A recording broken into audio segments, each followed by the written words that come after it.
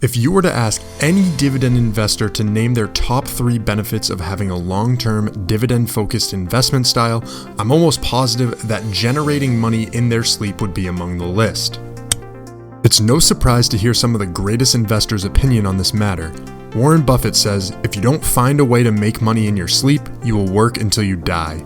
At first, when I started investing, I didn't really understand all of the different styles out there.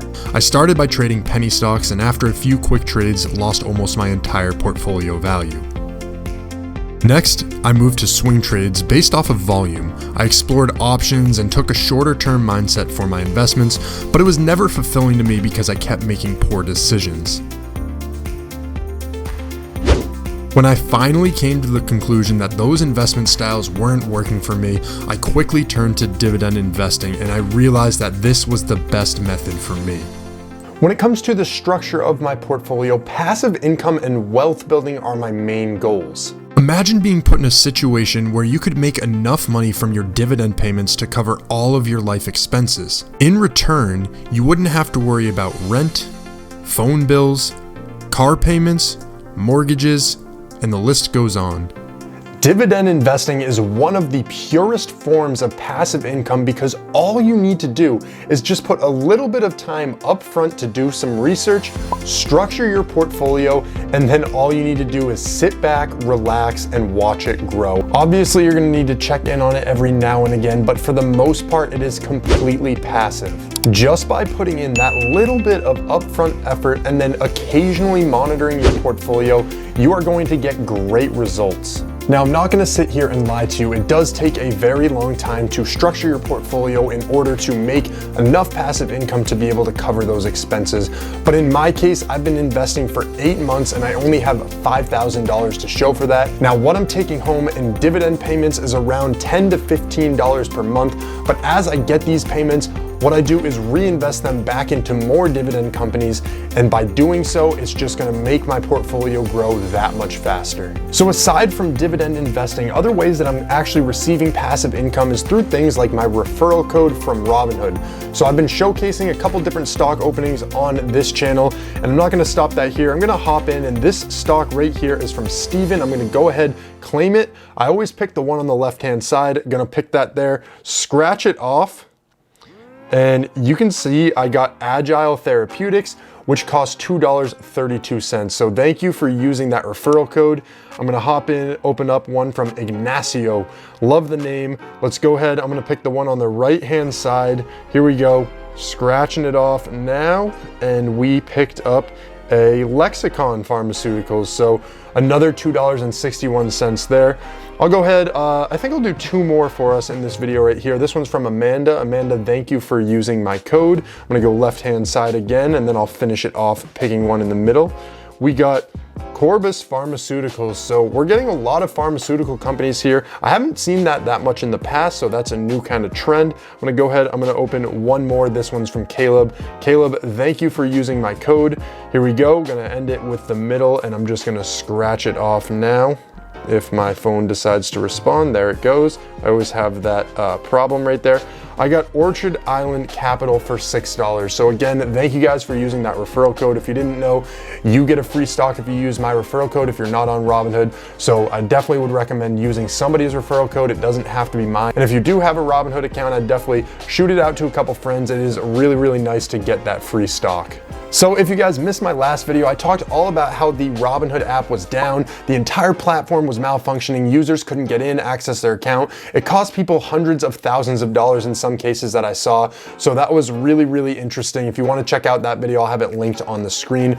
But in today's video, I just wanted to follow up with the Robinhood Challenge update. If you don't know what the Robinhood Challenge is, I take $100 every single week. I invest it into the stock market. I share with you my tips, my tricks, my insight, why I make these moves, basically so you can get inside my mind and understand exactly what's going on. So breaking down my portfolio, it's been a shaky couple of days here, especially with how the market was trending last week. So if you look at my portfolio today, I ended up losing $118.31. Over the past week, I'm down $222.66. Over the past month, we're down $311.59. 3 months we're down $197.66, and if you look at the 1 year trend, we're down $216. So right now we're down all across the board, and that is something new. I typically am doing relatively well, but because of the market pattern, how the market's been going, it is not looking too great for this portfolio. But hey, I'm not worried about it because this portfolio is structured for dividend payments and it's structured for the long term. So if I go in, I'm going to just show you some of the dividends that I do have rolling in right now. I'll sort it by dividend payments, and you can see I get a decent amount of dividends now, and what I have been doing is just reinvesting these, so pretty solid numbers there, and I look to continue that going forward. Hopping back over, I just wanted to talk about my move for the day. So with the Robinhood app being down and not really knowing if it was going to work or not, I decided to pick up, while the stock market was going down, a share of McDonald's. So I bought McDonald's for right around $200, $200.77 to be exact. I was looking at the dip that it had, and you can see I wish that I could have bought right down here, or even yesterday. I've been eyeing McDonald's for a while. This has been a stock that I've wanted, and I was able to get in today under $200. I feel like is pretty good. This is a stock that I really think is going to be a solid dividend payer for the long term, and I really believe in everything that it's doing. If you even just go into McDonald's now versus, I don't know, 3-4 years ago, there's so much renovation, so many updates to their entire company that they all have to follow. And I just feel like the mission and the leadership and everything going on within McDonald's, they have got it down to a science, and I don't think that this stock is going to go anywhere anytime soon. So what I wanted to do was get a little piece of McDonald's. So if you see right now, I actually made a lot of moves today on the stock market. I just sold all of the free stocks that I have received from referral codes. It got me up to around $50 extra, so I was sitting at $150, and then I decided to throw in another $50 in order to buy that one share of McDonald's. So I did go a little bit over budget this week, but I don't think that anybody is going to call me out for that or have a problem with it. So if you guys are worried at all about how the market has been going, obviously it's been really volatile lately, with last week being so down, and then this week having one great day where it bounced and then it just dropped immediately again. It's a little bit concerning for new investors. A lot of new investors have been asking me, what's going on with all of this? How are you handling your portfolio? And I put out a few videos on that, but I'm just here to say, keep calm and just dividend invest on. The best thing right now is to be a dividend investor, being an investor for the long term, because yes, the stock prices are going down, and you can see my portfolio is down, but I'm not worried about that at all, because right now I'm just trying to scoop up as many shares as I possibly can. And as the market continues to dip, I'm just going to be continuing to do that. I'm just going to keep grabbing more and more shares. I'm getting more value for my dollar right now. Everything that I am investing is pretty much just driving my costs down in all these different categories, all these different companies, which I believe are solid long-term players. I'm getting my costs down, and that way when the market bounces, it starts going back up, I'm just going to be profiting left and right, and it just mitigates your risk. If you dollar cost average in, you don't want to just throw your money in at one time. Trying to time the market has proven time and time again to not be the best way to go about it. No one can actually time the market. If they do say that they can, they tell you to buy any courses for that. Don't do it. It is completely misguiding. It's not true. They don't really know what's going on. So just a quick question for you guys who are watching this video. Are you going to continue using the Robinhood app? Because I know in my last video, a lot of people were saying that they're going to end up switching brokerages because of the mistake that Robinhood has made, being shut down all of yesterday and then this morning.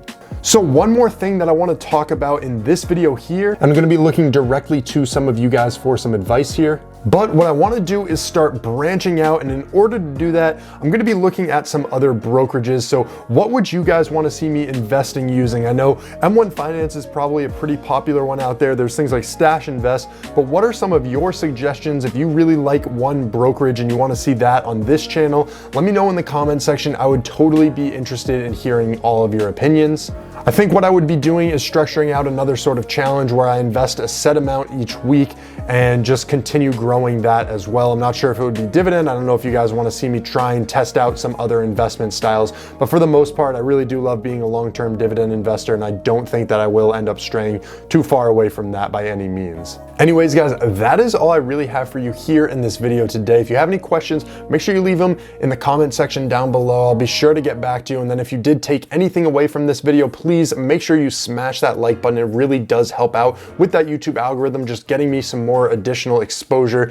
It means more to me than I can express to you guys. And if you want to check out that video I was talking about earlier on the Robinhood app being closed, then go ahead. It'll be linked in the top left here.